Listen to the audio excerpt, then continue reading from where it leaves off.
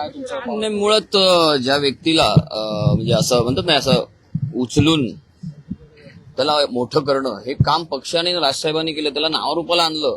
अनेक जबाबदाऱ्या पक्षाच्या त्यांच्याकडे आहेत. एका किरकोळ एका निवडणुकीसाठी आपण जर नाराज होणार असेल तर ते एक मला वाटतं की त्यातून त्यांची मानसिकता कळते की तुम्ही किती स्वार्थी आहे, किती स्वार्थीपणा दाखवणार. पक्षाने काय कमी केलं तुम्हाला? तुम्ही कोण होतात, काय होतात, आणि आता आजच्या तारखेला तुम्ही कोण आहात, कुठल्या जागेवर आहात.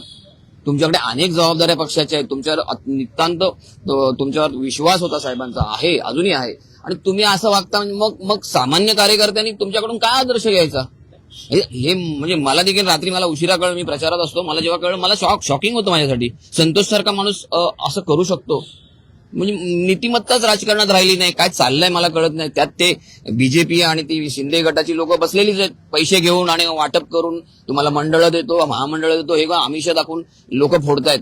ह्यांच्याकडे स्वतःची लोक नाहीत, दुसऱ्या पक्षातले चांगली चांगली लोक उचलायची आणि स्वतःचे पक्ष चालवायचे. मला सांगा, शिंदे गट असो किंवा बीजेपी असो, यांच्याकडे 80%हून अधिक सगळे बाहेरच्या पक्षातले लोक आहेत. स्वतःच्या पक्षातली लोक दाखवा.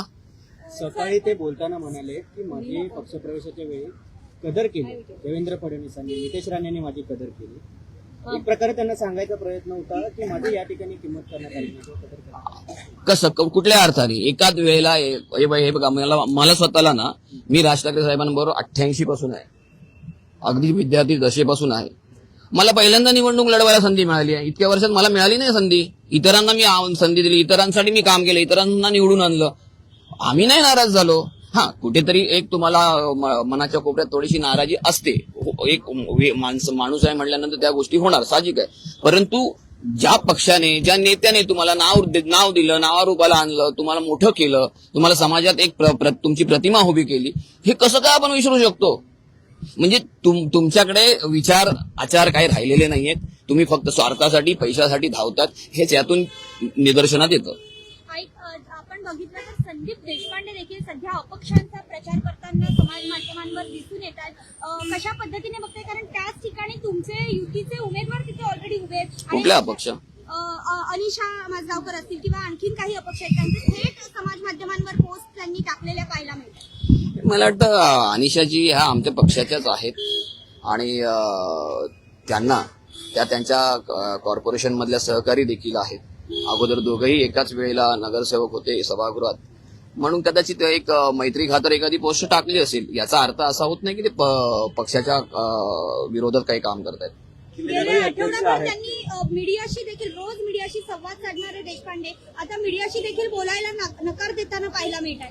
नाही, त्यामागचा उद्देश वेगळा आहे. त्यांचा उद्देश असा आहे की निवडणूक लढवणारे जे उमेदवार आहेत, कॅन्डिडेट्स आहेत, त्यांना फुटेज मिळावं. आज त्यांना फुटेज मिळण्याची गरज आहे, त्यांचा प्रचार होण्याची गरज आहे. तर तुम्ही उमेदवारांकडून तुमच्या प्रतिक्रिया घ्या, असं त्यांनी आम्हाला देखील सांगितलं. मला वाटतं पत्रकारांना देखील तसेच मेसेज दिलेले आहेत. तर त्यांचा तो उदात्त हेतू आहे. उलट त्याच्याकडे चांगल्या दृष्टिकोनातून पाहायला हवं आपण.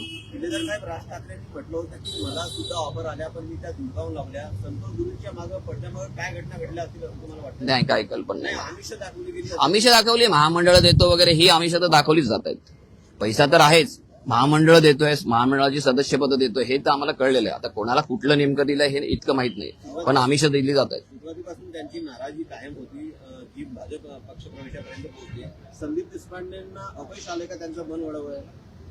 नाही, बघा काय, शेवटी बघा, कोणी किती मित्र एक असले तरी वैयक्तिक मत प्रत्येकाचं वैयक्तिक हे आहे. ज्याचा त्याचा स्पेस ज्याचा त्याला असतो. की कुठल्या लेवलपर्यंत एखाद्याला त्याची मनधरणी करायची, त्याला एक लिमिट असतं ना. संदीप देशपांडेंनी त्यांची मनधरणी केली नाही असतला काही भाग नाहीये, केलेली आहे. पण ते लहान बाळ नाहीये, ते 56 वर्षाचा अगदी मोठा झालेला व्यक्ती आहे. त्याला किती वेळा समजवणार? आणि माझ्या माहितीप्रमाणे संदीप देशपांडेंनी त्यांना खूप समजवायचा प्रयत्न केला. सुजात, मार्गदर्शन करताना हे म्हटलं होतं की दूर जाऊ नका, एकनिष्ठ राहा. त्याच्यानंतरही बऱ्याच प्रमाणात पक्षांतर होताना पाहायला मिळतं. 2014 नंतर या सगळ्या गोष्टी घडायला लागल्यात. महाराष्ट्र सगळा पाहतोय, पत्रकार तुम्हीही पाहताय. महाराष्ट्राची राजकीय संस्कृती ज्या पद्धतीने बिघडत चालली आहे, युपी बिहार सारखं सगळं वातावरण होत चाललंय. मतदारांनी आणि तुम्ही पत्रकारांनी देखील कृपया तुम्हाला विनंती आहे, या सगळ्या गोष्टी एक्सपोज केल्या पाहिजेत, लोकांमध्ये अवेअरनेस आणला पाहिजे. आम्ही आमच्यावरील पद्धतीने प्रयत्न करतो आहोत. सुजात आंबेडकरचं एक स्टेटमेंट होतं, त्याला तुम्ही रिप्लाय दिला, त्या स्टेटमेंटबद्दल काय सांगाल? नाही, सुजात आंबेडकरांचं काही स्टेटमेंट नव्हतं. तो प्रॉब्लेम असा झाला की त्या दिवशी इथे डिबेट होतं, मला वाटतं लोकशाही 18चं. त्याच्यामध्ये आमच्या नेत्यांवर म्हणजे आदित्यजींवर, अमितजींवर त्यांनी टीका केली. त्यांचे जे कोणी होते कार्यकर्ते म्हणजे वैयक्तिक खालच्या पातळीची टीका केली. त्याच्या रागाने मी देखील मग त्यांना असं म्हटलं की तुमच्या नेत्यावर आम्ही एक विशिष्ट शब्द वापरून म्हटलं अशा पद्धतीची टीका केली तर तुम्हाला चालेल का? त्याच्यावरून तो गदारोळ झाला. पण ती एक नेता टू नेता अशी ती टीका होती. त्याचा कुठल्या समाजाला दुखवायचा आमचा काही हेतू नव्हता त्याच्यामध्ये. माझ्या ध्यानीमनी पण नाही ही गोष्ट.